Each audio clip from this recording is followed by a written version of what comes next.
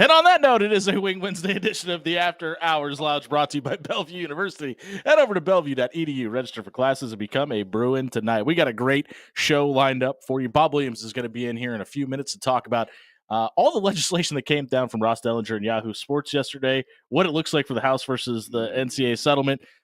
He called me, spoiler alert, he called me earlier to tell me his head was spinning after reading that article. So maybe even a lawyer couldn't make heads or tails of what's going on in NCAA legislation, but we'll get his thoughts at 6:15. At 6:30, excuse me, there's a new shot put king in the state of Nebraska. His name is Ike Ackerman, the Omaha Central senior, will join us in studio for the second time. And then a Hockey Corner returns tonight. Just John Schreiner tonight, though. So Dan camping on his way to Chicago. Yeah, John's mic's not working. We'll get that figured out. Thanks, B. And then the Queen, and then the Queens of Class A, the Lincoln South. Let me make sure I get this right. The Lincoln Southwest, yeah, Silverhawks, easy for me to say, will be over the stream with us tonight on camera to discuss their state championship as well. But as we mentioned, it is a Wing Wednesday brought to you by Cunningham's Pub. Stop down to the Blackstone location tonight. Derek Richards is with us tonight, the owner and operator of Cunningham's. Derek, thanks for being here, man. Of course, thank you for having me, guys. We just got out of the happy hours. It's 3 to 6, so it is just past happy hour time. But you brought the happy hour menu in tonight. There's a new discovery that we need to tell folks about. What is the new wing sauce? Well, it isn't officially. Oh, okay. You guys are getting. He said maybe next week it's ready. Pre-release. Well, this is test run. It's the Ghosted by Dorothy.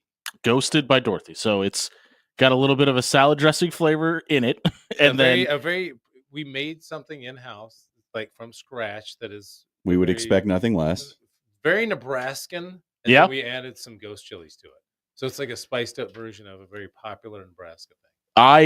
I'm not a huge spice fan, as we've all learned. It was still the flavor just overcomes the spice, and I think that was amazing. Weirdly good, yeah. No, it's not weirdly good. It's just flat out good, man. The blue cheese with it gave it the perfect compliment as well. Yeah, I actually got this idea. I was kind of spitballing with a guy down in Blackstone, and he was like, "You should do something with this local tradition and put it on some wings." I'm like, "Really?" And then and then it was like, well, let's try some spicy. Shout out to that guy. Good call. Hunter, I think was his name. Shout out to Hunter. Hunter Biden? He was not. No. The only thing that will make Jimmy squirm. He was not trying to sling some art. No, it was a different guy. Somebody could walk in here and cut their arm off, and I wouldn't care. Somebody walks in and is like, let's talk politics. And nope, we're not doing that. This is sports only. It is sports only. Sports and wings, the two things that matter. Yeah. Yes, exactly. The one thing that we've, in this year-long partnership, that we've just consistently gotten is we bring up blueberry sriracha wings. And whenever somebody is either listening or standing there, they go, ooh, you brought those in tonight. Is that one of the more popular items on the entire menu? It has been really hot. Honestly, I think there was like Saturday. We'll take 100% credit for I think Saturday we sold more blueberry than like Buffalo. Was very weird. Yeah. Is there any chance that the Millard North soccer team was in attendance? Because when they were in, we brought them up in the read, and they were all in. Really? Yeah. We're gonna have to get out and try. We've had random just people like, I'm here for the blueberry. Like I had some guy like come into Blackstone and say, I'm here for those blueberry wings. Yeah. Never been in before. I'm like, all right. Did you ask him how he'd heard about them? That one was like a TikTok. Oh, okay. Gotcha. TikTok. Maybe, could have been you guys. Maybe it was us. Maybe definitely give you the kids with their ticking and talking. I'm not sure what it is. I've not been on there. Do you get a ton of feedback about the gravy you guys put on your fried chicken? Yeah, it's the best gravy I've ever had. Like, I'm not saying that because you're standing here. Like, I am mad at you, by the way. I didn't mean to bring this up on air, but I'm going to. Is Blackstone closed on Monday and Tuesdays now? Yes, temporarily. Okay, because guess who stopped out on Monday trying to get fried chicken? No, it's come down today. Yeah, right now. Come down and we're just they got a lot going on the road, so we're just for sure. We're like consolidating our staff. No, understandable. In a few days. I just didn't know, and I showed up, and I was more disappointed that I wasn't getting Cunningham's fried chicken than I was that I drove down the road. Wednesday through Sunday, and then come now. For how long? The chicken fried chicken. For how long? Until when is or Monday and Tuesdays being closed out? We'll see how things. Okay, we'll just see. For the foreseeable future. So check out Cunningham's social. Working through some things right now. Check out Cunningham's social media pages to figure out when they're reopened on Monday and Tuesdays. Check out the Facebook. You brought some drinks with you tonight. What do we got? Yes. Oh, I had to bring back the smoked old fashioned. Yeah, I love this drink. The smoked old fashioned. Brody Heidemann not participating. I want to make sure. I know your parents are listening, so there was none. Only adults. Yeah, he reached for the glass. I slapped his hand. The smoked old fashioned. But no, it's like one of my favorite drinks. It's so good. And we just added it to the happy hour, so we're doing like $6 smoked old fashions for happy hour. You guys do a great job pairing beverages up with food too. If somebody's coming, because chicken fried chicken is the special tonight. If somebody is coming down for the chicken fried chicken, what should they get to drink with the gravy mixed in? Honestly, in the chorizo. You could. It's weird. IPAs go really well with spicy food. So like you could do the but hazy IPA. Yeah. Or since it's got some nice kick to it, you could do a smoked old fashioned. That would make total sense with that. John, it's a little sweet. There's a little sweetness to it. Yeah. So it would work. I would think that maybe if you went with the blueberry sriracha wings and some of this sangria, that would make a nice pairing. Just all fruity. Just go fruit. Just get the sangrias. Get a little fruity on a Wednesday. It'll make you feel healthy. Yeah. Hey, I'm eating blueberries and drinking juice. The guy I got talked into the sangria by Brian was a bartender buddy of mine. He came work for me and moved back to Omaha. And he's like, you should be doing sangrias. And I'm like, we should? Yeah. And then he made some, and I'm like, we should be doing this. This is also the guy that just suggested an IPA. Probably not a big fan of sangria. But that's exactly right. I'm like, I don't know about that. We sell a lot of craft beer. But yeah, I mean, honestly, IPAs is a great pairing with spicy food. They go really well with it. It's something with the hops, especially the hazies now. So is it almost like it bites the spice a little bit? Like, well, it doesn't necessarily. It doesn't like dull it or wipe it out, but it also doesn't accentuate it. So, like if you're eating something spicy, it won't kill the spice. Yeah, but it also is not going to light your mouth on fire as you're drinking it. So yeah, definitely check it out with that. And the sangria is so nice. It's light. It's got that summer taste to it. Like, man, I just talked to a couple the other day. His wife tried it, and then she talked him into trying it. He's like, "This is the first time I've ever had a sangria. I never thought I would order a sangria." And then he was drinking sangria. Yeah, like, I'll be back. Kill the pitcher. We do them once for special on Friday. Yeah, and he's like, "Now I'll be back on Fridays." Sangrias. What does the brunch menu look like during the summer? Does it change at all? So we're getting done. We've got a couple of little projects. We're working on a couple wing sauces right now, and then we're going to expand our brunch menu. So like right now we've only got like 4 things on there, but we're going to expand upon that as we get into the summer months. Eric on Facebook wants to know if he can buy a bucket of Cunningham's gravy. Do you guys sell just the gravy by itself? I need to do price. So we do get a lot of requests for quarts and, yeah. And I need to get some pricing on that. So yes, just open up an ice cream parlor while you're at it, and it'll just go hand in hand. You can sell quarts of gravy, quarts of ice cream. Just freeze it. There's and a give spot it an ice cream scooper. Well, that's there good. You buy a cold quart of sauce to take home. Yeah, that's a great idea. Do that. I'm telling you right now, I would buy it. We did. So we've got the Taking Gate wings, which is like cold wings that you take home, and I just don't understand. People are totally baffled by this. So, like, we're working on this with soups. Like, instead of picking it up warm and eating it cold, and then taking it home, I need and heating it up the next day, I'm like, just take it home cold, and then heat it up when you need it. I need you to understand. People aren't confused; they're lazy. I have to do something. I don't want to. Let me tell you something. Okay, if you're having an event and you get Cunningham's Taking Gate wings, they are fully cooked chicken wings that are extreme. You don't even have to sauce them. All you do is put them on the grill for like 10 minutes. Just buff them up and a you bit. are done. Your friends and family will be like, "How did you make these smoked wings?" And you can be like, take all the credit for it. Like 3 hours. I got up at 5 o'clock this morning. You have no idea. Yeah. Put the Traeger to work. But the real thing is you were drinking a smoked old fashioned the whole time. Yes. And you grilled for 10 minutes. So yes, check it out. It works. I want to talk about the test kitchen since you brought us in a test subject tonight with the Ghosted by Dorothy. How often are you testing out new recipes and trying out new things and looking to add things to the menu?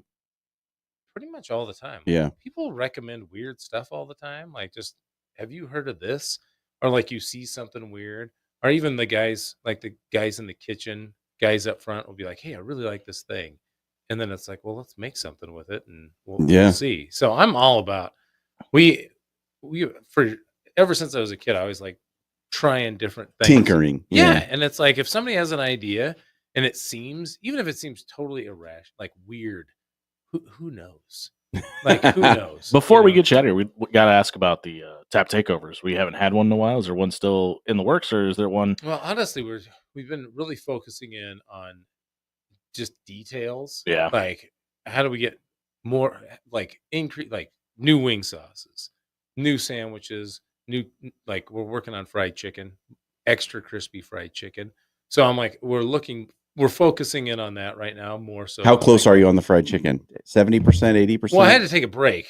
I don't Start- know. A little brain drain If the there. words "I am tired of fried chicken" ever come out of your mouth, Yeah. you would know where I'm at. in You've life. spoken to your doctor lately? No, I'm like, my cholesterol's. I'm like, I got a break. So Yeah. we had made probably like 60 different batches of fried chicken. I was Okay. making it at home. At one point, I made like 10 different varieties at my house, and I'm like, dude, you can't eat any more fried chicken. So when I circle back around to it, after I run Okay. like 50 miles and get it work some of that cholesterol, then we'll be. Okay. But we did make some improvements to All the right, fried good. chicken. Good. So yeah, it's always a test kitchen. We're a few months away from football. Less than 100 days until kickoff. Have you guys put any thought into what football's going to look like this fall at Cunningham's? Actually, we've been talking about. So there's a couple of options. I'm not a huge like bucket fan. Yeah, Like when like you bucket. come in, Excuse me, buckets of bucket of beer. beer. Bucket of stuff. beer, yeah. I enjoy like good beer, and Yeah. nothing wrong with buckets. Don't get me wrong. But we've talked about doing some stuff with like we used to do liters. So Liter cola? I was a big Farva fan. Yeah, yeah, I always yeah. love the liter of. So we used to do liters. So we're contemplating bringing back some liters of cola for football Okay. season and doing like liters on like Saturdays and Sundays, do like discounted liters. That's Derek So- Richards, the owner and operator of Cunningham's Pub. If you haven't grabbed dinner or drinks tonight, stop down to the Blackstone location tonight. Brand new parking garage right across the street. Less than a 5-minute walk from the parking garage to Derek's front door. Stop down and check out Cunningham's tonight. Thanks for doing this tonight, man. Hey, We appreciate it. Of course, thank you guys. Get the chicken fried chicken. You're not going to be disappointed. I don't know if we got enough, Derek. I'm going to need you to bring like 3 more of these in because it's so good. I could continue eating. Don't take my word for it. Stop down at Cunningham's tonight and grab dinner. But we'll be right back talking to Bob Williams of Williams Law on the other side of the break. What did he make of Ross Dellinger's article about the changes coming after the House settlement? We'll get his thoughts on when we come back. 1620 The Zone. What's the problem with the human race? Hey, everybody. John Schreiner here for Jerry Ryan Clothing and Sportswear. You know what's great? What goes great with summer? Well, it's that sangria that I just sipped on, but also golf. Yes, golf goes great with summer. And if you're not quite ready to get out on the course, we know your swing's bad. Don't worry about that. How's your gear looking? Yeah, if you're not looking great, you need to get to 78th and Dodge to Jerry Ryan Clothing and Sportswear. They will get you hooked up with the brand new Roan line of golf polos. They're beautiful. They feel great. They're super comfortable, and everyone's going to be jealous when you step to T1 and blast one into the trees on the right. So, you want to look good, even though you play bad? Jerry Ryan's the place to go. 78th and Dodge, they've been dressing Omaha for over 50 years.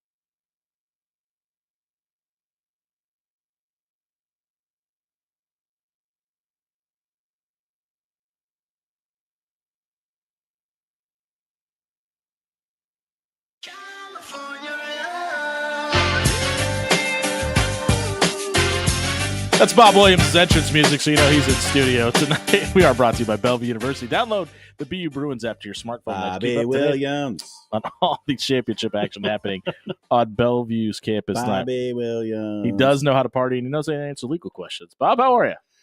I'm good, fellas. How's it going? You look as tired as you sounded on the phone. Man, it's just been brutal. Sports, kids' activities. You know, Welcome to school's almost summertime. out. Hey, Yeah. I'll take it though. It's May 37th right now. So, It is, but what year, right? yeah. Yeah, that's the $1 million question. We were talking last night about everything going on with the House settlement, and it feels like this changes every 5 days. Oh my gosh, yes. But Ross Dellinger reported last night that some changes were coming down. My question for you is the changes in the article from Yahoo Sports said that basically, and just paraphrasing here, what ends up being what the NCAA is now is going to give schools the opportunity to opt in, and if they do so, that is going to basically not allow them to sue based on the law of their state that they're residing in. Does this have grounds? Like, can you make that happen? Can you just overcome state legislation like that? So let's talk about the specifics here a little bit. So the governor of Tennessee, Bill Lee, signed into law this legislative bill 536 that does basically give the state a lot of rights and does not prohibit the athlete from basically superseding what may eventually be the parameters of the whatever Congress sets up pursuant to the NIL disbursements for the House settlement, right? Right. So again, just to refresh our listeners here. So again, episode Because you need a daily reminder. 1500 about NIL here, but so on July 1st, Judge Wilkins is going to have what's supposed to be basically her final hearing and blessing, Allegedly. allegedly, for the House settlement. But I think it's very important to realize, though, the parameters of what she's looking at include whether or not the fairness level is where it needs to be for the current and former athletes. It does not actually depict or outline the structure of these disbursements, whether it be with the collectives that belong to the universities or third-party collectives, because what she does is if she does approve this formally, then it gets sent to Congress, and they get to get out their protractors and they get to, develop whatever the framework of this will be. And this could run directly into conflict with Tennessee's state law. I'm sure there's other states that have similarly drafted statutes or legislative or state bills that are looking to be signed and passed forward. But in this particular case, yes, there would be a contradictory opinions, especially if this collective that's being pushed forward. Now, if we fan out to the 30,000-foot view and you're talking fairness, I'm going to ask you guys a couple questions and I'm going to come back to specifically answer your question. So look at him flipping the script on his nice wouldn't we radio agree professional. that with the way Wouldn't you agree? wouldn't it be fair to say Bob's Men and- that illegal. Men and women of the that- jury, wouldn't you agree? that the NIL scenario has been an absolute Wild West Yeah, sure. the last year plus, correct? I mean, No, I totally disagree with that statement, actually. It's And here- totally unregulated. how regulated are endorsement deals in the NFL? Okay. Are you telling, you have been on this radio station complaining about guys who are getting paid by a car dealership for doing absolutely zero? Give me one example where I complained about that. When it was legal. Jimmy, If your value to this car dealership is $7,000 an hour and they're going to pay you for that, you should be able to earn that. that's what I've been saying. That's what I've been saying. I don't disagree with I don't think it's I've been saying. I don't think it's the Wild West at all. I don't think NIL is the Wild West. I think this is what the market looks like in pro sports. I think the trouble you have when you're trying to port a pro model to a collegiate model is you have a very finite number of 32 or 30 or 31 teams, depending Sure. on which league you're in. And you're talking about people that do this as a true profession for income. When you're talking about trying to even the play field for schools with disparate incomes, right? Mhm. Disparate locations and enrollments, while we think that there should be some earnings by these folks, I think there has to be somewhat of some skeleton of parameters of quote unquote fairness. Fairness, the word is thrown out Yeah, way but too But frequently. hold on, because I want to push back on that Okay. a little bit, because There's a reason guys leave the Royals to go play for the Yankees. There's a reason guys leave Memphis to go play for the Lakers. Like, the endorsement deals in bigger markets are where the value is. And that Okay. happens in pro sports all Well, the the time. rich get Hold on. richer. And yes. Yep, hold on. So, But go ahead. your thought process around 30, 32 teams, etc. It's not like all 136 FBS football schools are putting out the top dollar that Ohio State is. So I don't think it's necessarily an apples to oranges comparison, but it's pretty close to that discussion. It's still all fruit. Listen, I don't have How many fruit a references can we problem make tonight? with people paying someone else to buy their name, image, or likeness. I have no problem with that. I think you should be able to sell your name, image, and likeness to whoever you want for whatever dollar amount is available. But when we're talking about college to NFL, we're talking about different things. Because in the NFL, we're talking about large national, multinational corporations buying the rights to an athlete's name, image, and likeness because they're trying to sell more products. That's not always the case in college sports. That I You agree have with. boosters who own businesses who are buying the name, image, and likeness of 17-year-olds to entice them to come and play for the school that they like. They have no intention of actually using that name, image, or likeness to sell anything. I would guess roughly 50% of the time. To steal a friend's line, wouldn't you agree though that is up to that owner's digression?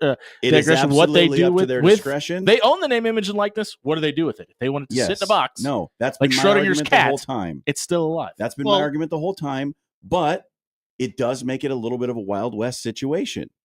If you're going to play devil's advocate, I guess from my And I am. standpoint, if you're going to have this college sports commission who, is going to have some type of a czar, right, that's going to oversee these different collectives, and really what they're looking at are these third-party collectives. If you're going to talk Wild West, I would say most of the attribute that to the third-party ones where you're talking about a gross number. It's of pay to come schools, here, right? not pay to sell us a good. It's Yeah. and the amount of different schools and players involved is very difficult to track. And what they're trying to do through this clearinghouse called NIL Go, I mean, doesn't that sound like another streaming service? for So Pete's bad. sake? Come on, It's so got to be bad. something better. It's a than that. mobile game. Right. We I mean, determined seriously. it's a mobile game last night.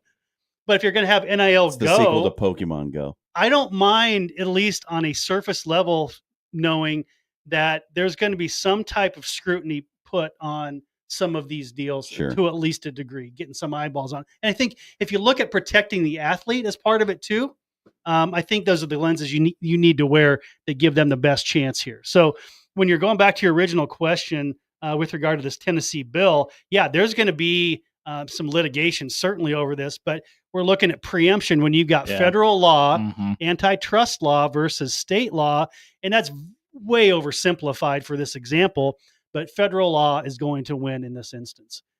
I think about states like Missouri, where they have a built-in show clause where if you commit to an in-state school, you could start making name, image, and likeness while you're in high school if you're staying in state to go to college. Sure.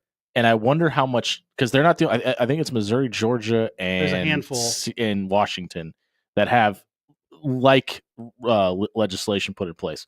And I wonder if this trumps that, because I think it's like, listen, I'm perfectly fine with an adult making money off themselves. When we're talking about business owners getting involved with underage kids, that's where I have the problem at. And I think that stuff needs to go away immediately, because it's also probably deterring some kids from maybe even making the best decisions for themselves. That's a piece of it, I think. We talk about kids maybe needing to get out of their neighborhood to make better decisions, get away from people they grew up with, and not with everybody, but I think that may prevent some of those stories from happening as well. That's the stuff I want to see go away. There's no reason a 16-year-old should be making tens of thousands of dollars doing anything, including playing video games on YouTube. But don't you find the interesting part of this that if they do require any member schools of these conferences to sign these membership agreements, a piece of the puzzle is that they're waiving at least a formal litigation, which subjects them to an arbitration. There's still going to be some recourse if there's disagreements, but that's huge. That's huge. Yeah, because you're taking away seats at the table, right? It's like Absolutely. it's pay for play for everybody now, not just the players. You got to be able to pay to play the game too. We were trying to talk through this with our legal pea brains last night. It wasn't going well. And my question that I really wanted to ask you last night was, if we're forcing people or institutions to sign on to something, that could potentially limit the earning power of the athletes. Haven't we already decided that in court that you're not allowed to do that? Right. It got kind of circular, right? Yeah. So I think I don't think you can have two things. I don't think you can have unlimited regulation but still satisfy the other piece, right? I Yeah. think there has to be some happy medium. So I'm super curious to see how Congress will structure. I mean, they're not busy at all right now, anyway. No, not at But all. see how they could structure this NIL compensation rules and regulations. And this is going to be fodder for the next year of me coming on your show. I mean, It for just Pete's feels sake. like we're set up for 5 years down the road. Somebody's upset that a new player just got $17 million in NIL money under the new rules, and they were like in the early stage of this new thing where they were limited to only getting 5 million, and now we've got another giant house case in front of the Supreme Court. So goes sports, man. Yeah. Seriously, I feel like we've had versions of that conversation for years, right? Yeah. 2 segments. We've mentioned politics and fruit in both of them. If you missed either one of them, check them out at soundcloud.com/after hours 1628 was brought to you by Williams Law, criminal, civil, whatever you're dealing with. Bob and his team would love to work with you. They're going to give you a free, no obligation legal consultation. They're going to walk you down, walk you through and explain your rights. You get you ready for your big day in court. Head over to WilliamsLawLLC.com and make an appointment with Bob and his team. We'll catch up with you next week, sir. Shout out to the Gothenburg track team. There Thanks, it is. guys. We'll be right back on the other side of the break. Speaking of track, talking to the new shot put king in the state of Nebraska here on 1620 Zone.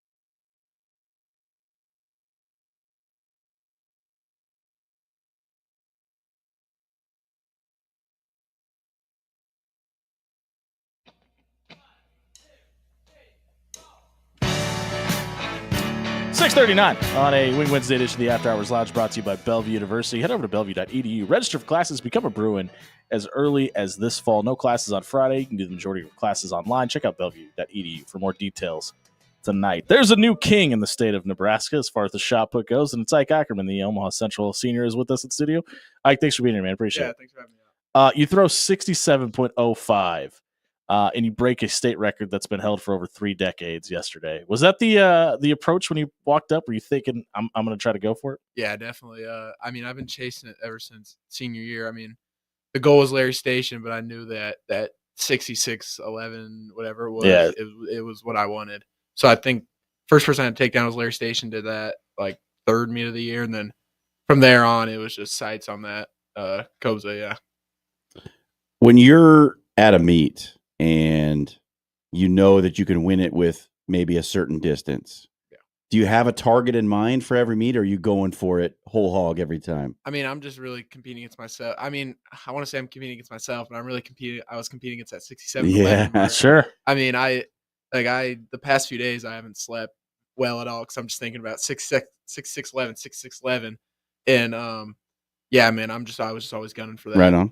And you crushed it. I mean, by almost a whole nother foot. It was an inch. Yeah, 66-11. Oh yeah, you're right. I'm sorry. Yeah, 67 and a half. I I'm sorry. Yeah, It was the first throw too, and it was today. Yeah, I was about to say you walked into the circle and you Yeah. just chucked it. I mean, yeah, it was really good getting that because I saw after I threw it, I walked away and I saw it was around that 67, but to make sure it's legit, they got to pull it. Like, Right. I was getting nervous there Uh-huh. for a second because it was right on 67. I thought they were going to pull me out of it, but Let's walk through it then. You walk in, you do the spin, you let go. Does it feel good when you let it go?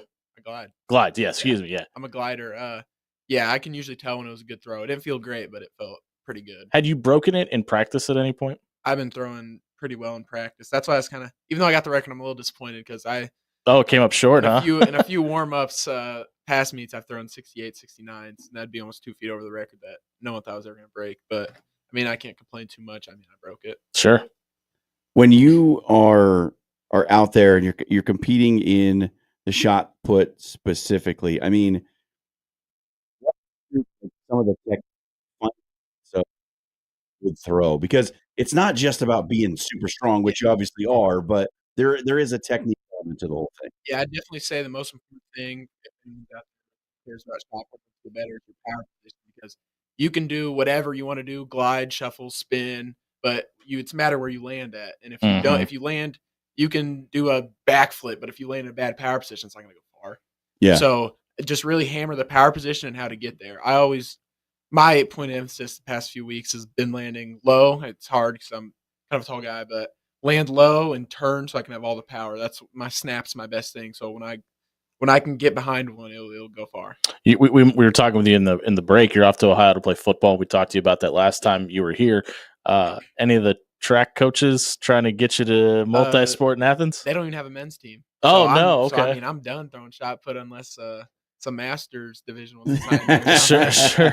How does that feel? Like, has that kind of? I mean, listen, you just mentioned you accomplished everything you set out to do, but it might be the last time you throw a shot. Yeah, it definitely probably will be. I mean, some of it is sad, but I mean, for something to happen, it has to end.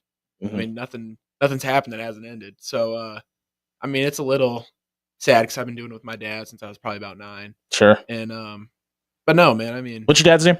John. Shout out to John. Yeah, shout out John, yeah. Hopefully you're listening. He's listening, yeah. But I mean, he kind of told me, like, what else was there really for you to do? Sure.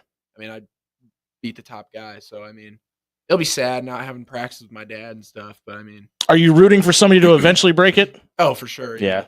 I mean, a record's cool, but I don't want to. Hopefully, it's a Central Eagle, right? Yeah. Yeah. Hopefully they can carry it on, or at least someone in Class A. But yeah, I hope it gets broken. That's good. awesome, man. Just looking ahead to the football season, what does training look like for you before you head off to Athens? Oh, I was doing probably about 2 workouts a day there at the beginning of the season.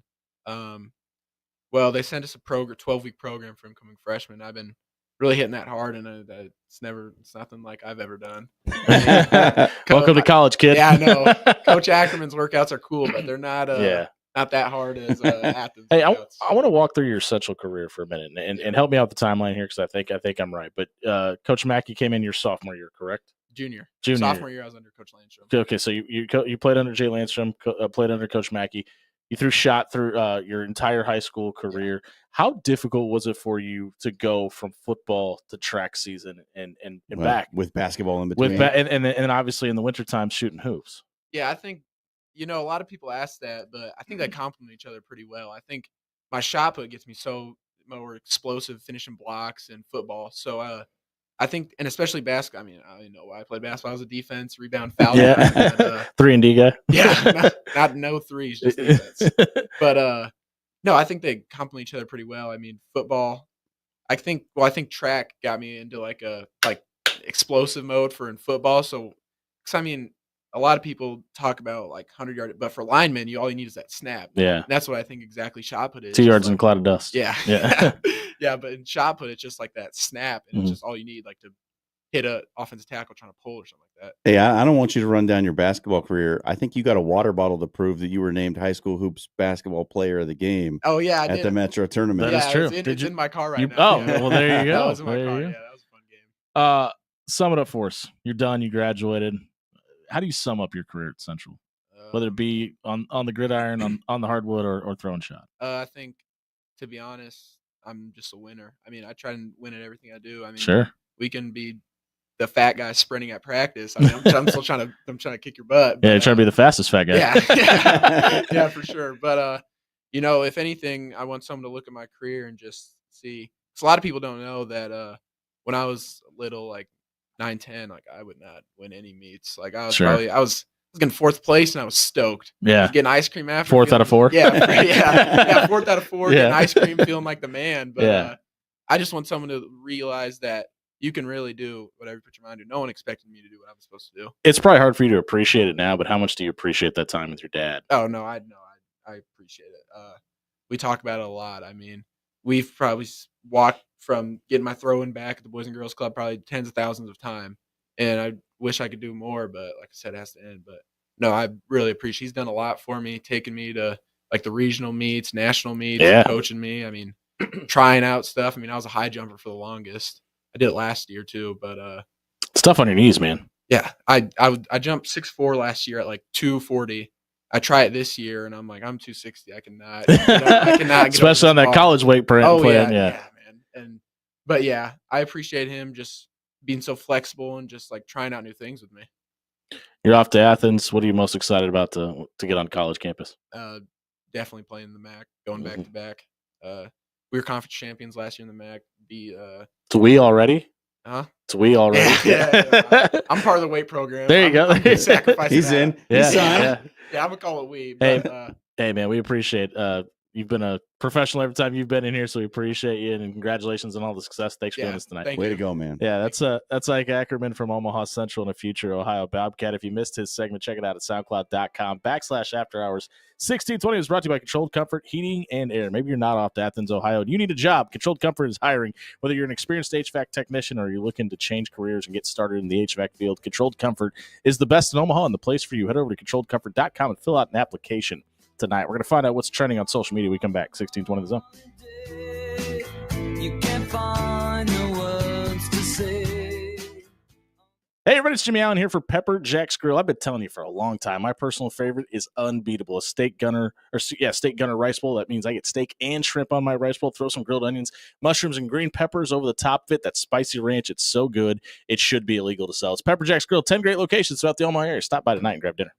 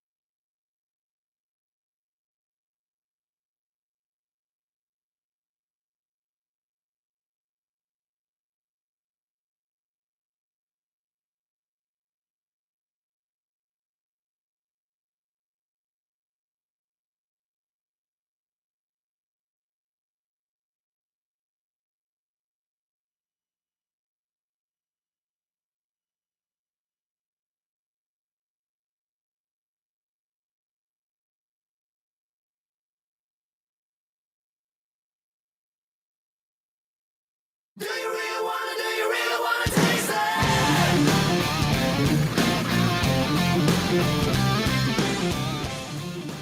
6:53 on a Wing Wednesday edition of the After Hours Lounge, brought to you by Bellevue University. Head over Any to more Bellevue. guests? Jeez. That's it. Wow. That's it. No more for the rest of the night. Just bro. Oh, no, it's not true. So 7:30. Lincoln Southwest girls soccer team's going to be joining us. So yeah, stick around for that. Sorry, I didn't mean to cancel them. They will be here. But it is time for the social media soundbite, where we find out what's trending on social media. Brody, what do we got? Matt Rule, famous guy we were talking about during the break. Yeah, coaches football. On3 loves him. On3 loves. Do they? I mean, I feel like I go on the website once a week, and there's usually some kind of article. Matt Rule said blank, blank, blank. Did Matt Rule And- start the Great Chicago Fire? He started a fire today. Well, here's what he said.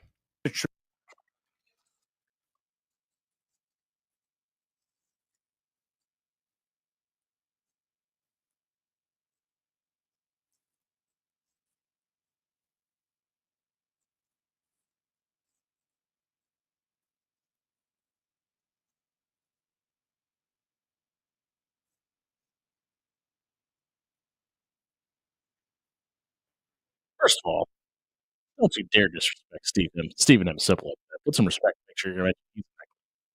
Apologies. I know he said this jokingly.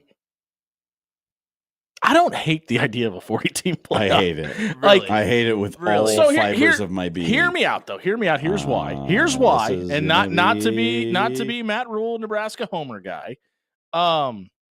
Jimmy Allen's latest conspiracy theory. Matt Rule was actually serious about a 42-team No. playoff. You're not wrong. Here's why I would like it, because it would force us to go back to smaller conferences. There's no way you could keep a 12-team regular season and have 40 teams in. Hear me out.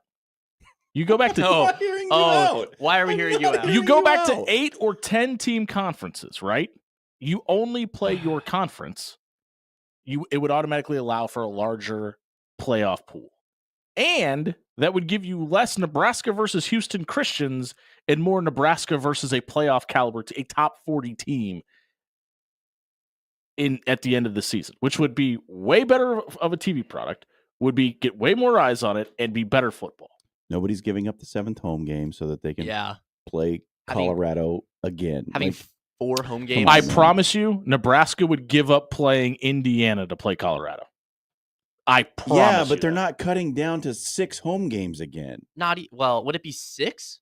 If you did 8 regular season games, and are you guaranteed? Because you're No. not guaranteed a spot if it's a 40-team playoff. You're not. You're Dude, not. So This is the same reason that we all hate that the NCAA is sort of half floating the idea of going to a 96-team tournament. No, that's not why I hate that. I It's hate that because it waters it down. Like, can you honestly tell me that the 42nd ranked team in the country deserves to be in the college football playoff? No. With a straight face? absolutely not. No. But look at some of the teams that we're going to get into the NFL playoffs here in a minute. There's some teams that make the NFL playoffs that don't deserve a spot either. Happens all the time. Does that mean you should not take a look at it with the possibility of getting The yourself? NFL's got too many teams in their playoffs now. They expanded it so that there's only one bye. It watered down the product. I will say this. I don't. 50% of the teams in the NBA get into the playoff. yeah, I will say this. more than that, I think. I don't think there's that big of a discrepancy between the 16th best team and the 40th best team, though. So if we're going to 16 teams, which it feels like, I don't know how much different that is from a competition level than expanding to 40. And yes, Well- I know he was joking, but and like I said, the only reason I like that is because I think that gets us closer to back to a regional form of the sport. But it's not a good argument, Jimmy, because we do this thing in the NCAA tournament where we let the team from the MACC, the Metro Athletic Conference, in who wins their conference championship, who would lose to 17 of the 20 bubble teams who don't get in. The Omaha Mavericks would like a word with you because they were in one of those spots this year. It's but look, it's not offensive if it's true. Sure. No, I agree with that. But here's the thing: like, how many seats? This is going to be a real discussion. How many seats are the Big Ten and the SEC going to demand? Because you can have the conversation about the Big 12 and the ACC all you want. The people pulling the power strings are in 2 conferences, and Sure. it's going to get to a point where they go, no. we need a minimum of 5 in because we bring in the money. That's coming. Whether you want to hear it or not, it's going to happen. Now, does that mean that the 5th best team in the Big Ten would beat the best team in the ACC? Who knows? But it's gonna happen. And the 5th best team in the Big Ten will probably beat the Mountain West champion 7 out of 10 times. True. But here's the thing: we're gonna keep having these conversations, though, and you can say all you want. 16 is perfect. 16 is perfect. 16 is perfect, and that's fine. And I agree with that. I think 12 is perfect. I think the way it is now is the ideal situation. But the problem is the people that are feeding the system are going to want more, and you can't alienate the small guy. So if you think they're stopping at 16, you're probably not reading the room very well. Also, I love the fact that the discussion about we can't change the school calendar and there's too many games for students in the schedule already has just gone by the wayside.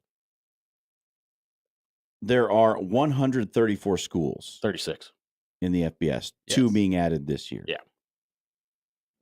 It used to be only 2 teams got to go to the playoff. Correct. Crazy.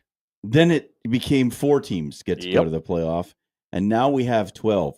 That's still like less than the top 10% of teams, which is what the playoff should be. It should be the elite. In every sport, by the way. It should be the elite teams in your sport get to play for a championship. That's how it should be.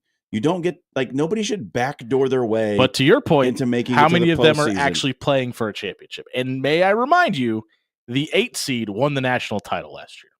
Right, because the Well, seeding's stupid. Yeah, the seeding was stupid. In what world, after that Michigan game, were you putting Ohio State anywhere near the top 5?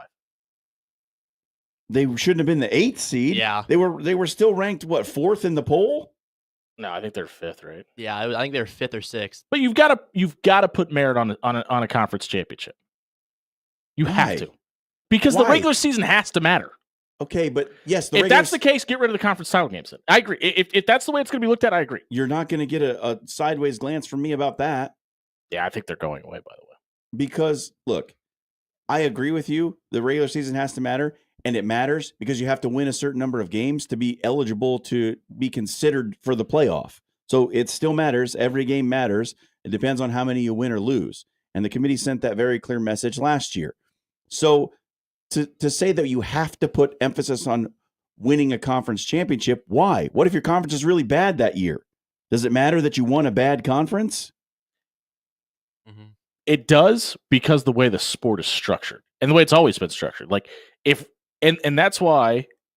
Listen, this is the same. This is the same complaint about the NFL, Jimmy. Because if you're in a terrible division and you finish 8-7, you win and you get a playoff bye.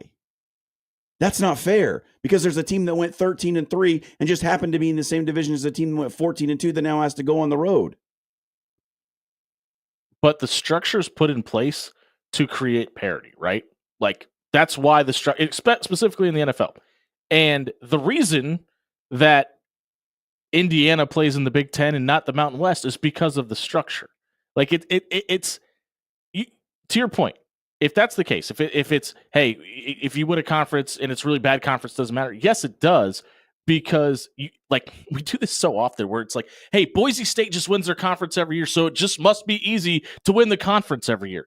The other teams are trying to win too. Like it's, I think we put such a lack of respect on the ability to win, and more importantly, win when you have to. That when we put those key footnotes in the season, that they matter and they have to matter. And you play to win championships. So should you put an emphasis on it mattering? Yes. You know why? Because there's somebody across the field that's trying to kick your ass. Don't let it happen. Hey, take your conference trophy and put it in your trophy case and be proud that you won your conference championship. But just because you won the toilet conference doesn't mean you belong with the big boys. Like, do you think the trophy flushes? There's no world in which the champion of the MAC, no disrespect to Mike Ackerman, is in the same conversation as the third place team in the SEC. Like, they're not the same. So you don't think Boise State, Nash, and Junty could have beaten South Carolina? South Carolina didn't win their conference. You said the third place team in the SEC. They were the fourth team. I don't think they could have. I mean, 4 out of 10 times? Maybe. Okay, so that means they could at least beat them in one playoff game. Okay. The maths. Anybody could beat anybody. Appalachian State beat Michigan. People forget number 4 ranked Michigan, by the way, before Appalachian State was Craziest ending. in Division 1. I'm And telling North you. Dakota State beat Iowa, and they also beat Kansas State. Yeah, I understand that lightning can strike Upsets. and How good does that upsets foot can taste, John? happen. It's not a foot because over the long haul, over the judgment of a season, right? Like, can you tell me that like a 16 over a 1, just because it's happened in the history of college basketball, that it's likely to happen? I don't think it's ever going to happen again, actually, especially with the No. way the world's working now. Like, rationality will tell you that, if those teams are not the same, like one team is vastly superior to the other, they just caught them on the wrong day. And yes, that's why we play the games, and that's why we love the playoffs. So But that's the why playoffs, championships matter. the playoffs should Bingo. still be reserved for the elite of the sport. I told everybody. I think they should have went to 4 to 8, and it should have been the Power 4 and then the 4 wild cards. And that should be it. But listen, the Big Ten and the SEC are hungry, and they're not going to stop eating. So if you We're think going to this 16. Ooh, I think Like, we're going higher. We're Like, going to 16. we're going to 16 next. I think it's gonna get higher. I don't think it's going to It's gonna stop get there. higher. Hey, if you missed the social media soundbite tonight, want to find out which online entity loves Matt Rule, check it out at soundcloud.com/afterhours1620. It was brought to you by Pixel Fire Marketing. If your company's not showing up at the top of search engine optimization, maybe you don't even know where your company ranks in your industry, you need to work with pixelfiremarketing.com. They're going to show you exactly where in the city your company is ranking the highest and where you can improve at. Check out pixelfiremarketing.com. For more details tonight, we're buying or selling the other side of the break, 1620 zone.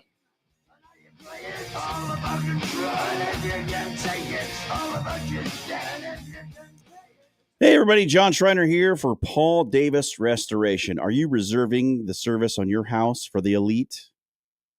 Then Paul Davis is the name you need to know. 402-553-0373 is the number you need to dial if you're dealing with any sort of home damage, especially in the water damage category. Are you worried that some water got into your basement last year and now there's a little spot appearing on the wall? That could be black mold, and you don't want that in your house, and Paul Davis can help you out with it. Mold mitigation, dealing with flood damage, cracks in your foundation, all that stuff. Paul Davis can help restore your house to the way it was before it happened. If you've got problems, Paul Davis has the solutions for you. 402-553-0373. It's Paul Davis Restoration.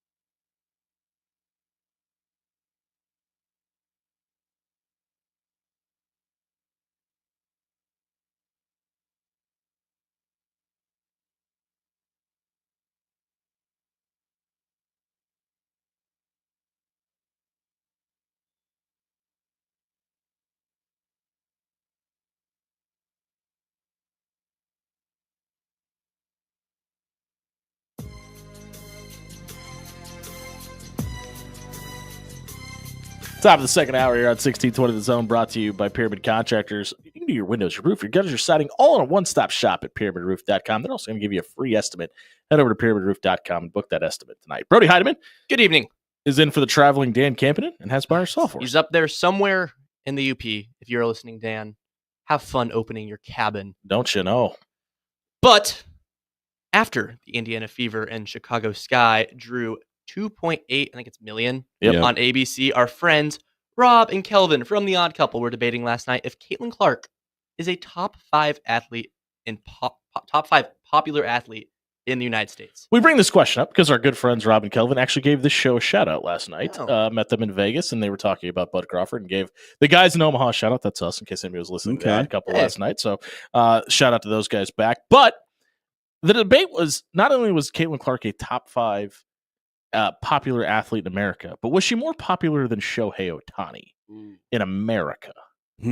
Actually, I Not mean, in Japan. Yeah, I was gonna say Yeah. in America. On a national or on a global scale, not even close. On a national scale, I think it is, but I still think that Shohei Ohtani is probably a little bit bigger of a superstar just because he's such a unicorn than Caitlin Clark. But I definitely think she's in the top 5. For me, from an athlete, like a noticeable, that guy's walking down the street, guy or gal is walking down the street, we know who they are. I think LeBron James is 1. Yep. I think Patrick Mahomes is 2. Okay. Okay, And then it gets really like, is Steph Curry still on that level? I Like, agree with that. I was gonna say Steph Curry. I But- feel like but- he's but so recognizable. I know, but I need you to, like, because maybe of the subway commercials and things like that. But I don't know if anybody would go, that's Steph Curry, the basketball player. They would go, that's the generic not Yeah. sports fan. You know what I mean? Yeah. But like honestly, I think those two guys are probably the only ones that are like transcending the sport world. Like, I don't know if Caitlin Clark is so known that if she was just walking down the street, people would know, oh, that's Caitlin Clark. I think Shohei a lot Ohtani. of people would. I think a lot of people would, but I'm talking about the we don't watch sports at all crowd. Yeah. Would they know who that? Because I mean, anybody listening to this radio show would know everybody we just named walking down the street. Like Aaron Judge is an interesting case study because obviously he's the captain of the Yankees, but he's also 6'10". True. I mean, Like, well, they may not know Yeah. who he is, but they're like, that guy does if we're something. talking guys that are big and tall, I mean, Sure. Jokic, if he's walking down the street, you see this Yeah, but 7-foot He just fat Serbian guy. right, but exactly. I don't think That's- you would be like, oh, that's just a really tall fat guy. I'd ride Maybe horse. he owns a plumbing company. I don't know. Because I think he looks more like that than a basketball player, right? True. Caitlin Clark has sold more jerseys nationally than Shohei Ohtani has. But does that mean that she's more popular? You know what I mean? Because, like, listen, Well- I've never bought a jersey. So, and I'm a huge sports fan. I'm just not a jersey guy. Not everybody is. So, No. and I think she's more popular with kids. I'm sure a lot of those are kids' Yeah. jerseys as well. Because there's a ton of young women they're Michael Jordan, basically, yeah, that's right? their area and that's their goat. Um, I'm just going on Yeah, good. some quick Google searches and back of the envelope math. And this obviously includes worldwide population. oh, it's going to be Ohtani by far then. Yeah. He has 9.1 million followers on Instagram. So Sure. if we're going on Instagram, And then 2 days ago, Yahoo Sports said Caitlin Clark helps the Indiana Fever become the first WNBA team to have a 1 million social media follower base. Sure. Yeah. So let me do the math here. That's Ohtani by a lot. Yeah, that's Ohtani by a lot. I don't think she's more popular than Ohtani. I still think baseball is the more popular sport than the WNBA. There's tremendous See- growth in the WNBA. And that's the other debate that Rob and Kelvin were having last night was like the number, right? The 2.8 on ABC versus what baseball gets. I think people have to remember there's 172 of these baseball games. Right. Yeah, this is- They're spread out. And listen, and the MLB for how many? I believe there's 62 WNBA games. That sound correct? I think that's Yeah. right. There isn't an NBA franchise or an MLB franchise that makes less in ticket sales over any 62 game combination than a current WNBA franchise. Also, so I think it's important to remember there's a little bit of baseball fatigue that sits in as well. So I buy that she's a top 5 noticeable sports personality. I don't think she's a bigger draw than Shohei Ohtani. Top 5 in America. Give me your top 5. Who would it be Most popular athletes in Yeah. the U.S. in the U.S.? That's important because you take international soccer out of the equation, which I know you know Well, nothing about. I think LeBron's probably one. Yeah. 2. I said Mahomes is 2. Yeah. I don't even think that's debatable. To me, those I are 1 think and 2. he's probably close. Leo Messi is probably That's what I was up gonna there say. as Messi's well up there. because he plays in the U.S. now. Sure. 3. Well, Mahomes and then Messi. Yeah, So Mahomes. 4. Mahomes, Messi. 4. I think it's Otani. It might Yeah. be Shohei. And then you can make the argument that Caitlin Clark is right there. 5 is inner. I feel like 5 is just up in the air. 5's up for grabs, but it might be a retired player like Michael Well, Jordan. let's say If we're- current. Well, yeah. well, if we're throwing retired players, If we're talking Michael retired Jordan is players. number 1. More than LeBron? Yeah, he sells shoes. Yeah, if you Yeah. there's He a- sells there's the a most special successful shoe logo. brand, yeah. Special logo. Well, current players at 5. Boy, that's a tough one. Livy Dunn. Oh, she retired. She's done. Technically. We'll still counter. Oh man, I don't know. Tiger. Yeah, my yep, friend- there we it would- go. My buddy Brett Clark texts yeah, in. Brett. Good call. It's definitely Tiger. It's Tiger. definitely Tiger. Yeah. And listen, you probably put her ahead of, or him ahead of Caitlin Clark also.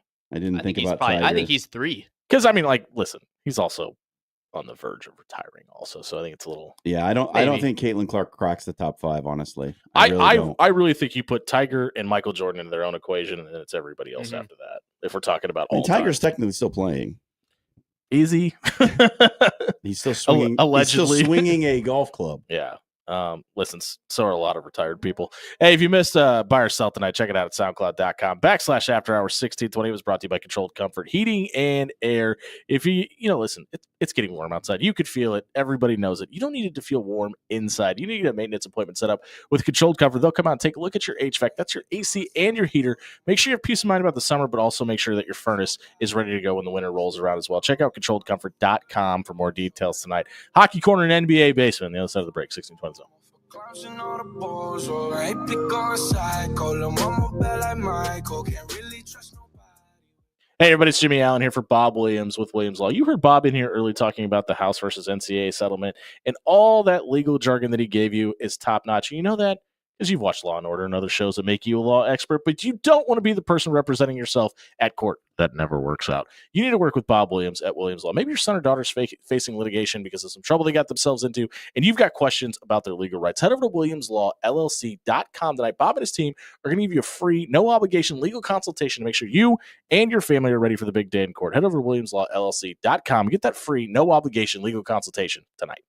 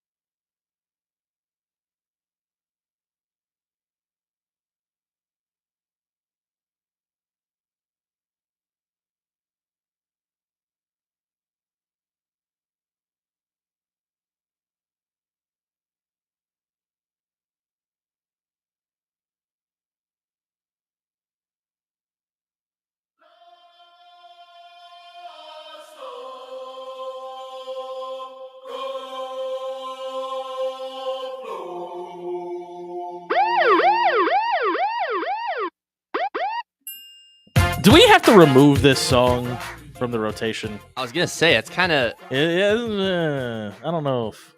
Yeah, go ahead, Dan Campen. I know you're listening. Go ahead, Dan. go ahead and remove this one. This is not a Dan pick, by the way. This was already there from somebody else. But yeah, go ahead. Let's get that one out of the rotation. Probably need to distance ourselves with that artist from all purposes. You don't like Nelly anymore? Yeah, Nelly's not the problem. Not Murphy Lee either. Probably that other guy. well. Hey, that we're guy. brought to you, but probably don't want to be linked to the song. Sorry, Kyle, but if we're brought to you by Pyramid Contractors, over a decade of being number one in Omaha doesn't happen by accident. Over to pyramidroof.com to book a free estimate for your windows, your roof, your gutters, your siding. They do it all. Check out pyramidroof.com. Tonight, it's time for just John's Hockey Corner Oh, tonight. yeah. Hey, The Dan's here in spirit. That's right. We're R.I.P. Dan. Dan, call in please if you're listening. We're just underway in Dallas between Edmonton and Connor McJesus taking on the Dallas Stars tonight in Game 1 of the Western Conference Finals. John, who do you like in this matchup? It's specifically Game 1 tonight. Game 1 tonight. Tough call. It's in Dallas, so I think Dallas probably wins at home here. Ooh. Ottinger's just been on an absolute heater lately, and Yeah. and look, Edmonton hasn't started series as well as they've finished. They tend to get real strong as the series goes on when they figure out the line rotations and how the defense is setting up against them and how they're playing them. I would imagine Dallas takes Game 1, but I would not be surprised if Edmonton wins the next 4. Wow. You think it's a possibility of a 4-1? I think it's a definite That is- possibility of a 4-1. Wow. I mean, the way Dallas is playing defense, I don't know if I necessarily agree with that. I would be amazed if either series goes under 6 games. Although the way the Panthers played the Hurricanes last night, Fair. it doesn't look like That Carolina's might go got much 4. to offer. That might go 4 games. Yeah. I was just about to bring that up. Obviously, 5-2 last night. The Panthers absolutely blow out Carolina. Do you think that's a one-off? Because I mean, I don't see Carolina rolling over and showing their belly for the rest of that series. No, Carolina's not going to get swept, I don't think. I think this is a 5 or 6 game series, leaning towards 5 after watching them play last night. Just what I've been saying the whole playoffs. The Panthers are just a gritty, tough, they're an annoying team. Like they hit you and they hit you and they hit you and they grind. And all of a sudden they're up 2 goals. And now they're so good defensively that you just can't find a way back. And you're really sore. They're so hard to play against. And you know, even though they're the Stanley Cup champions returning from last year and they were not the 1 seed, it was still just felt like it was theirs to lose again because of the way that they play. They play playoff hockey. They are set up to win All in the the time. postseason. And through the grind of a regular season, maybe they don't win as many as everyone else. But when it gets down to 7-game series, man, it is just really hard to beat that team 4 times. All right, we're going to have to wrap up the hockey corner a little bit early tonight because we got to get to the queens of Class A. The Lincoln Southwest girls soccer team is going to join us next. If you missed the hockey corner tonight, check it out at soundcloud.com/afterhours1620. It was brought to you by Jerry Ryan Clothing and Sportswear. They are the premier suit buying experience in the Midwest over at Jerry Ryan. They have all the options you need for your big day. I got my wedding suit at Jerry Ryan. Dan Campen got his wedding suit at Jerry Ryan. If you want to be the best dressed groom this spring, head over to Jerry Ryan Clothing and Sportswear. Get a perfect fitting with Mo Near the Taylor at 78th and Dodge. Jerry Ryan Clothing and Sportswear, dressing Omaha for over 50 years. We're talking to the Lincoln Southwest girls soccer team on the other side of the break. 1620 The Zone. On the low where the cheese at. Fresh out the jet to the jets where the cheese at. Hey, everybody, it's Jimmy Allen here for Pepper Jack's Grill. 10 great locations throughout the Omaha area. So if you can hear the sound of my voice, you're probably near a Pepper Jack's right now. You can stop by, grab my personal favorite. It's the steak rice bowl. I throw a little bit of shrimp on top of it. But you know what?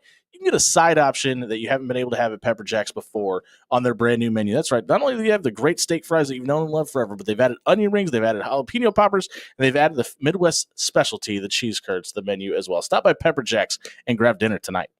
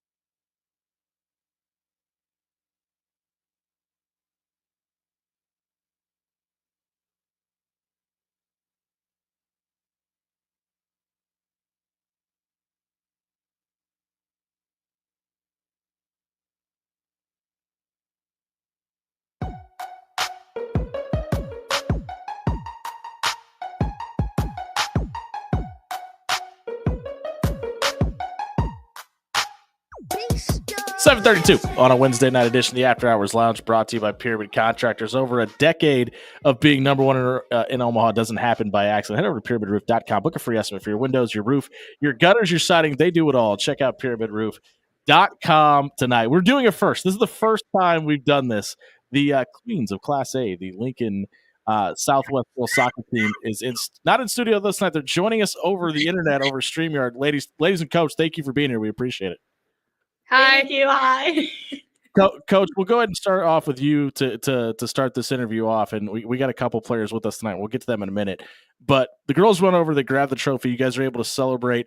Are you able to celebrate right away when you win another state championship, or did this one take a little while to sink in? Yeah, I mean, it takes a little bit, certainly. You got your coaches first, and proximity usually takes priority. So I had our assistant coach right next to me, and pretty strong embrace there. So I was met with tears immediately. I think it hit others a little bit faster than it hit me. Just in the moment, I was looking for family and looking into the crowd. But at the same time, I know that the girls don't need help celebrating. So they can do that on their own. They're good at it. And so, yeah, I was looking for coaches and immediately into thank yous. Coach, it takes more than talent to win a championship. What are some of the characteristics for this team outside of the obvious technical gifts that make this group championship caliber? I think, the pillars that we put on our captain's band are wisdom, honesty, patience, and love.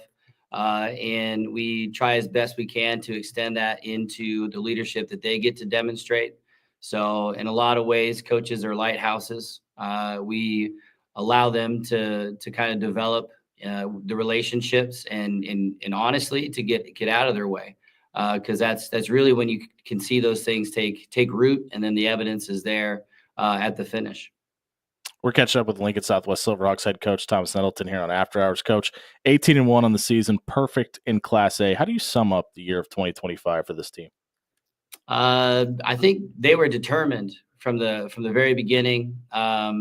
This is a gritty group. I'm pretty sure with 10 seniors, I think they were all trying to figure out if all 10 of them could be captains.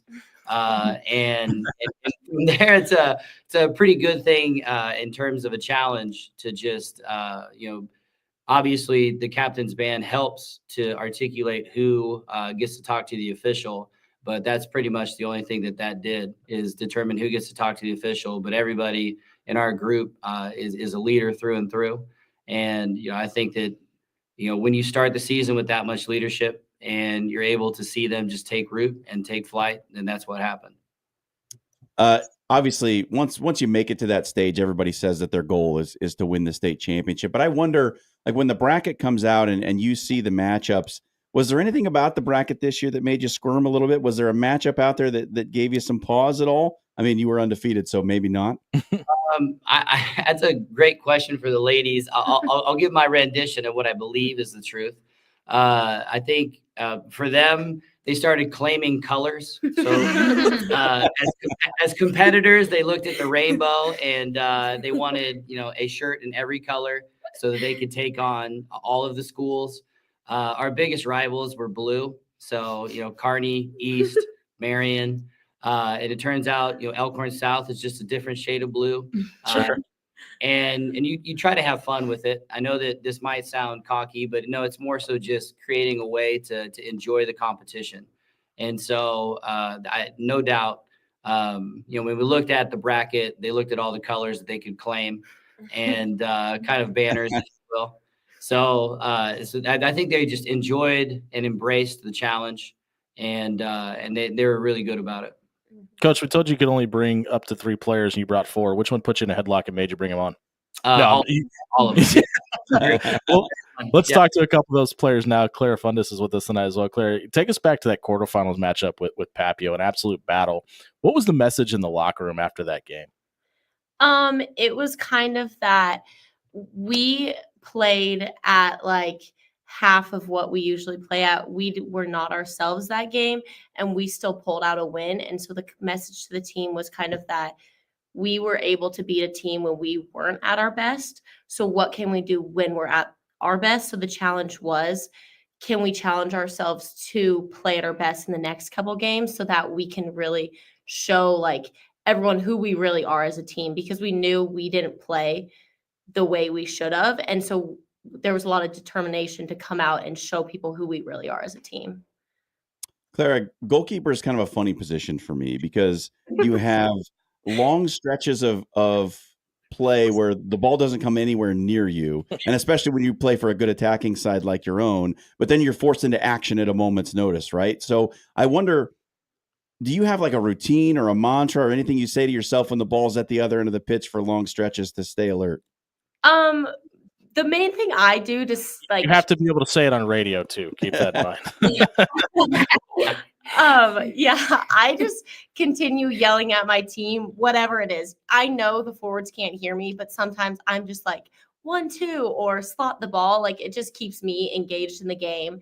And then I also talk to the center backs a lot about like what we could have done better in the last, like when they were in our defensive third, whatever.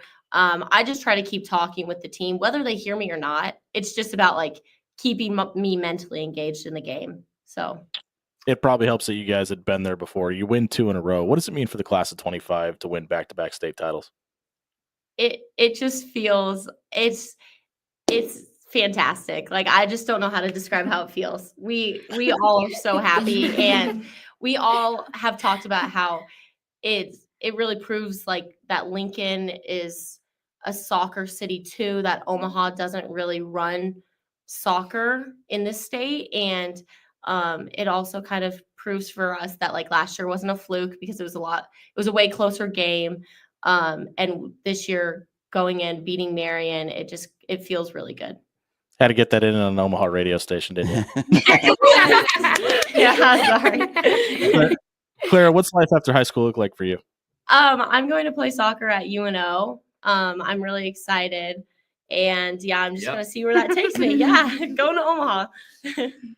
The shootout against Papio, how confident were you that your team would get the win? I mean, they don't call it the lottery of penalties for nothing. Yeah, I was super confident. Our kickers are absolutely fantastic. We practice every single practice.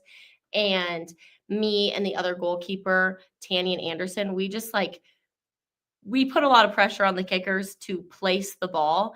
And so I know that they are able to do that. And I know that if I come out with 1 or 2 saves, we're winning the shootout, because I have confidence in the girls that they aren't going to miss. So I just put the pressure on the Papio kickers to place the ball, and sometimes they didn't, and I was able to make a save. And so we were able to come out with the win. But yeah. Well, Clara, good luck at UNO and congratulations on the success. We'll go over to Maya for a second. Maya, the captains of this team were described as gutsy, gritty, and giants. What does that mean to you personally? Yeah, when I saw that on Twitter or X or whatever it is, I think that's the perfect way to sum up our group before. I mean, going into the season, we had already began stepping up into different roles just throughout the preseason and our preparation, understanding what it takes to be successful in the sprint that is high school season. So I think those 3 words encompass exactly what we are, both on the field as athletes, but also how we carry ourselves on and off the field as leaders and as role models for other individuals. After you win the state championship last year, you're probably feeling pretty good, right? Like that's a big accomplishment. You got the medal hanging around your neck, but what did you feel like you needed to do better this year to make it a repeat? Yeah, absolutely. One thing that we really focused on, it was team message was 1% better. Whatever it may be, whether it was how we brought intensity into the weight room or how we formed relationships and really focused on people first in the classroom and before we even stepped onto the field. In every aspect, we knew that our goal this year was to be 1% better, and that would in the end put us back to where we needed to be. Would you like to say anything negative about the city of Omaha, or did Clara do a good enough job? No, I'll give that to Clara. Hey, you're off to Washington U in St. Louis. Why was Wash's program the right spot for you? Yeah, when I was on my college search process, first it was academics. I wanted that was what I looked at first and foremost, and then soccer wise, I mean, that was just the cherry on top. An esteemed program who has had a lot of success, especially in the recent years. And we all they talk about at WashU the perfect fit both athletically, academically, but also socially. And that's when I stepped on campus, I knew that it was the right place for me. Well, since you've done it a couple of times now, you're the expert. So I'm going to ask you, what's the atmosphere of a state championship game at Morrison Stadium? There is nothing like it. There has been no other sporting event or activity that I've taken a part of that is like the environment at Morrison. With the lights are so big, the crowd is so big, and you're playing with your best friends, and there's just no other feeling like it. The highest highs, the lowest lows, and you feel it all. But the coolest thing, especially with a team-oriented sport, is you do it together in the end. Oh, man, thanks for being here tonight. We greatly appreciate it. Good luck at Washington. Thanks for your time tonight. We'll go over to Molly. Molly Riggins is with us as well tonight. Molly, when you guys win last year in the dramatic fashion you did, how quickly did you guys start discussing the possibility as a group to possibly be able to win a second in a row? Well, Jimmy John, I want you to know that Molly escaped us. So okay. Yes, we got Mallory Earhart and then Kiana Perez with us as well. Yeah. Oh, all right. Well, there we go. Sorry, I apologize. Well, Kiana, we'll ask the same question to you then. How quickly did the discussion start about what does your two look like at possibly winning another one? Year two, was it possible? When did we start talking about Winning another one. Oh, honestly, I think the going back to back started a few days after we won the first one. It was just the motivation in the weight room in August. It was just, there was no complaints. Everyone was there. I mean, everyone was just ready to get back into season. We have a countdown in Nettleton's classroom from the first day of school all the way up until the first day of season. You play your club soccer with Gretna Elite, and that's a program that's churned out just a ton of high-level players. How has playing for that team led to your success of state championships and being recruited by some of the Power 5 schools? I think Gretna has given me a lot of notice, and just being able to go to other states and getting to play in these national events, it just gives me a lot of notice. And I mean, the title that comes with it kind of is big in the soccer world. And I think just the training and the atmosphere at Gretna is just really high level.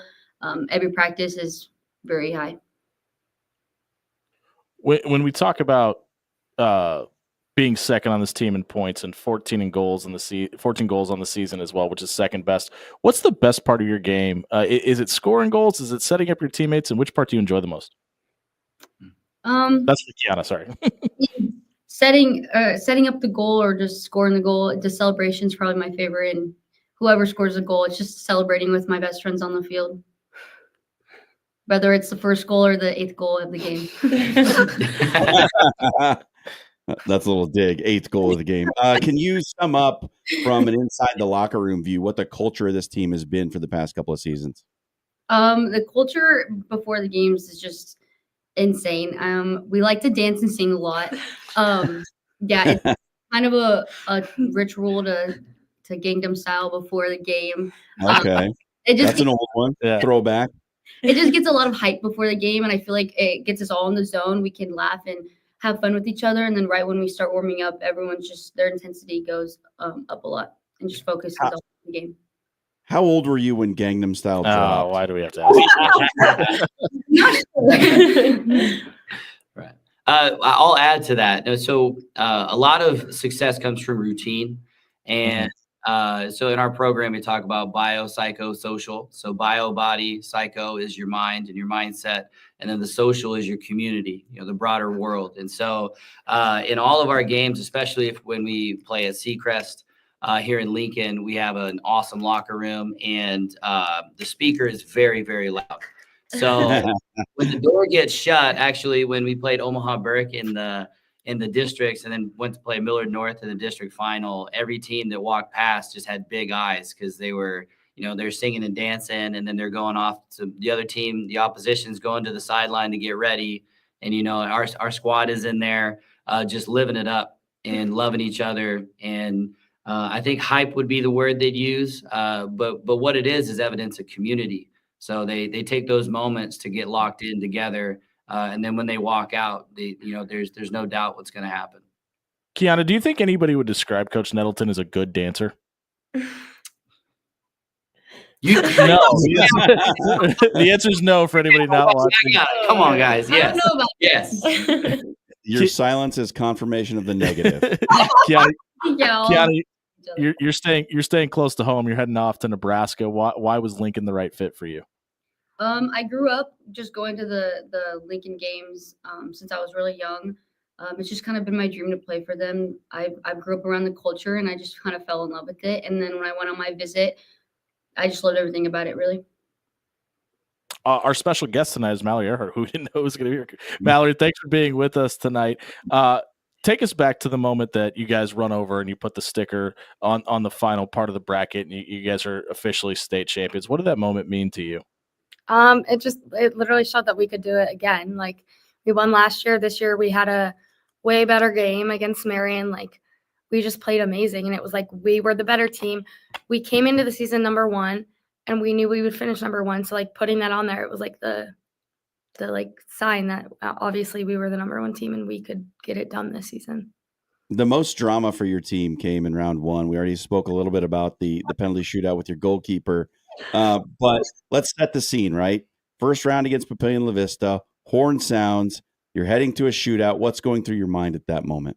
I actually hurt my ankle in the game, so I was out of I couldn't play the last 2 overtimes, and obviously it was my teammates, but like Clara said, we practice PKs after every single practice, and like our shooters are so good. Like we rarely miss, and like obviously the goalies set such a high standard. Like they know where we're going, and they still they dive that way, and so we have to place it perfect. And like going into that, I was so confident in every single shooter we had, and I was so confident in Clara. So I was I was hurt, but it wasn't going to be my last game, and I was. Yeah. How's the ankle now? Oh, that's good. I played in semifinals and then finals. Like, Yeah. Went to the trainers, got it fixed. Sometimes the adrenaline doesn't exactly wear off until after the tournament. That's why I asked. You have to move a long ways away from Lincoln to go to college. You're also going to Omaha. Why was the Mavericks? I didn't know you were like, Why was the Mavericks program the right fit for you? It's like I visited the campus maybe a week after winning state last year, and it was just like it was so beautiful. I loved the coach. Like Tim is such a good guy. He seems great. And my former teammate Charlie Court went there, and like I knew she I don't know, she really likes it. So I was like, yeah, this kind of sounds fun and good soccer school.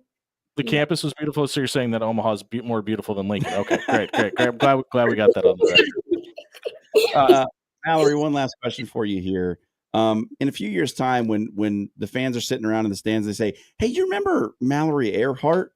What do you want that memory to be for the fans and supporters of Lincoln Southwest? Other than Gangnam Style. Honestly, just like that I was a part of such a good program and the team, and like honestly, one of my favorite things about the team was just I was able to make so many jokes with everyone and just laugh with them so much, and I don't know, just like bring a lot of energy to when I was on and off the field. So that was like one of my biggest things for Morrison, like just bringing energy and excitement everywhere I could. Mallory, well, thank you for being with us here tonight. Good luck at Omaha. Congratulations on all the success. And, Coach, we'll go back over to you to wrap this up. And, again, we're catching up with the Lincoln Southwest girls soccer team, their head coach, Thomas Middleton. Coach, for you, I mean, this is probably going to be kind of difficult because there's a bunch of them, but what does the class of 2025 mean to you? I think it's confirmation of the hours that coaches put in. When you sacrifice a lot to see the success of others, there's just a tremendous satisfaction in that. And to be perfectly honest, like some of these young ladies I knew well before they were in high school. So I got to, coach Thea Martin when she was really, really young and chasing people around training sessions instead of a ball. And so when you see those little things and then you pour your life and soul, heart and everything into it, to see them have success is it makes you want to do it again. And so to see the success of this class in particular is just a testament of them taking the high standards that are asked of them, and then seeing those standards and then meeting the standards And Maya knows what I'm going to say next, which is exceeding the standards. And they did that. So the class of 25 not only were part of the 2024 success, but they saw it and they took the mantra and message of 1% better seriously. They did extra work so they could be in good positions.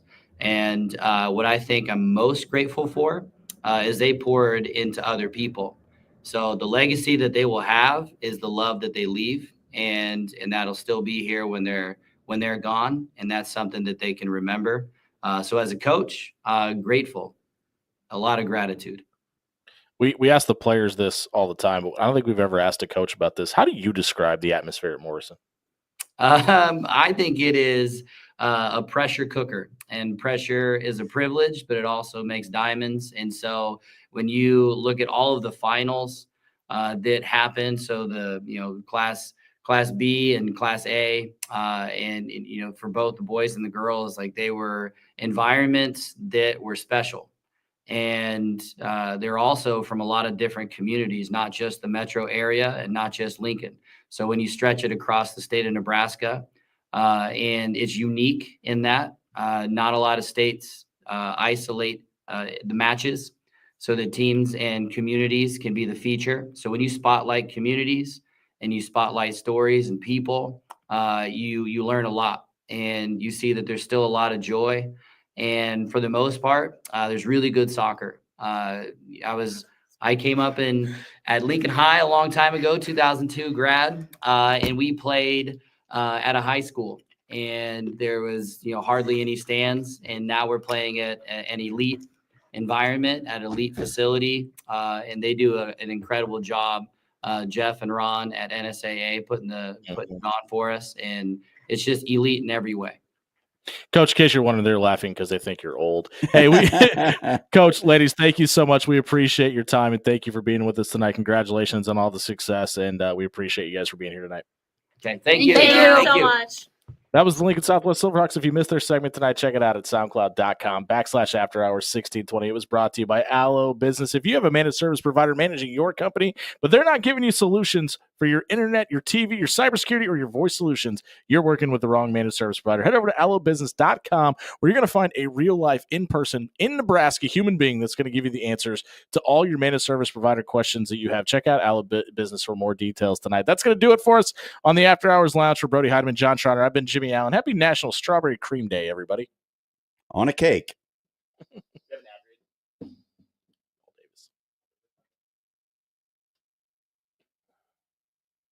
Hey, everybody, it's Jimmy Allen here for Paul Davis Restoration. Last night, serious storms rolled through the Omaha area, and if you were affected by it, maybe there's just water coming through and you don't know where, and it's made your house a little bit hard to live in. Check out pauldavisrestoration.com tonight or call 402-553-0373. Work with Paul Davis. They're going to fix your house back to the way or even better than it was before the storm rolled through. They'll get rid of the mold, they'll get rid of the water, and they'll make sure that the fire that may have caused damage to your neighbor's house isn't affecting your house. All of that and more. Check out Paul Davis Restoration tonight.